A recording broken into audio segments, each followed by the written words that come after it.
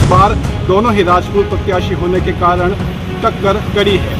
हालांकि नतीजा आने के बाद स्थिति स्पष्ट हो पाएगी कि राजपूत उम्मीदवारों में किसको ज्यादा समर्थन मिला है। कांग्रेस भाजपा दोनों की ओर से 200 एजेंट लगाए गए हैं। पूरे देश के जो आंकड़े हैं वो फलोदी सट्टा बाजार से जारी होते हैं। लोकसभा चुनाव की मतगणना का काउंटडाउन शुरू हो चुका है। एग्जिट पोल्स आ चुके हैं और एक खेमे में खुशी है तो वहीं दूसरा खेमा नाराजगी है।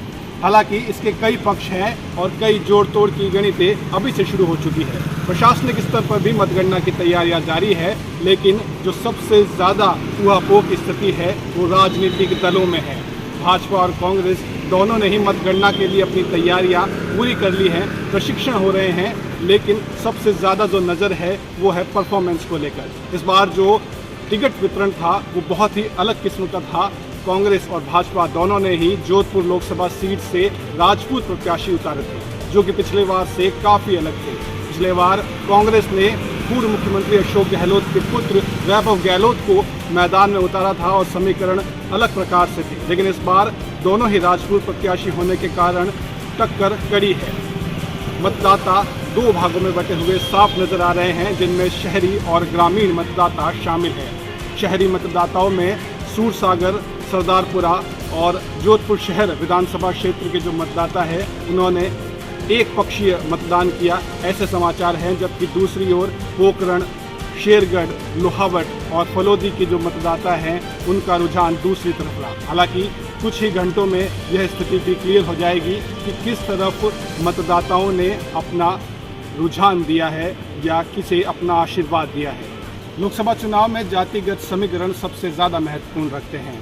22 लाख से ज़्यादा जो वोटर्स हैं उन्होंने किस तरफ अपना रुझान दिया है, यह स्थिति ठीक पता पाना बहुत मुश्किल है, लेकिन हमेशा वोटर्स धारा के साथ चलते हैं। पिछले 2 बार से यहाँ केंद्रीय जल शक्ति मंत्री गजेंद्र सिंह शेखावत जीत रहे हैं, लेकिन तीसरी बार उनकी स्थिति काफ़ी अलग है। पिछले 2 बार में जो उन्हें टक्कर मिली थी वो अलग प्रत्याशी थे, लेकिन इस बार कांग्रेस के प्रत्याशी करण सिंह उचियारना ने भी अपनी काफ़ी मेहनत लगाई और काफ़ी हद तक वे इसमें सफल भी हुए। हालांकि नतीजा आने के बाद स्थिति स्पष्ट हो पाएगी कि राजपूत उम्मीदवारों में किसको ज़्यादा समर्थन मिला है। जाट वोटर्स जो थे उनका रुझान किस तरफ था और बिश्नोई वोटर्स जो हैं वो किस तरफ गए, इस पर काफ़ी हद तक परिणाम निर्भर करेंगे। बात करें मतगणना स्थल की तो राजकीय पॉलिटेक्निक कॉलेज के 2 परिसर में अलग अलग मतगणना होगी, जिनमें 4 विधानसभा क्षेत्रों का बंटवारा किया गया है। 160 टेबलों की व्यवस्था है और कांग्रेस भाजपा दोनों की ओर से 200 एजेंट लगाए गए हैं। प्रशासनिक स्तर पर इस मतगणना को पूरी करने के लिए 600 से ज़्यादा कर्मचारी होंगे, जबकि सुरक्षा व्यवस्था पुलिस ने कड़ी कर रखी है। 3 स्तर की सुरक्षा व्यवस्था में मुख्य रोड से किसी को भी गुजरने की अनुमति नहीं होगी। मतगणना के आंकड़ों और पूर्वानुमान को लेकर फलोदी का सट्टा बाजार पिछले लंबे समय से सक्रिय है।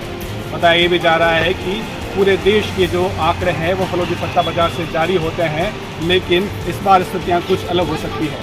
फलोदी इस बार राजस्थान में बीजेपी को सभी 25 सीटें देने के मूड में नहीं है। पिछले 2 बार से लगातार भाजपा क्लीन स्वीप करती आ रही है। हालांकि जोधपुर की जो सीट है उसे अभी भी फलोदी बीजेपी के खाते में डाल रहा है, लेकिन कांग्रेस इस बात से इनकार कर रही है। इस बार जो वोटिंग प्रतिशत घटा है उससे दोनों ही पार्टियां अपने अपने तरीके के दावे मजबूत कर रही हैं। अविनाश केवलिया, राजस्थान पत्रिका, जोधपुर।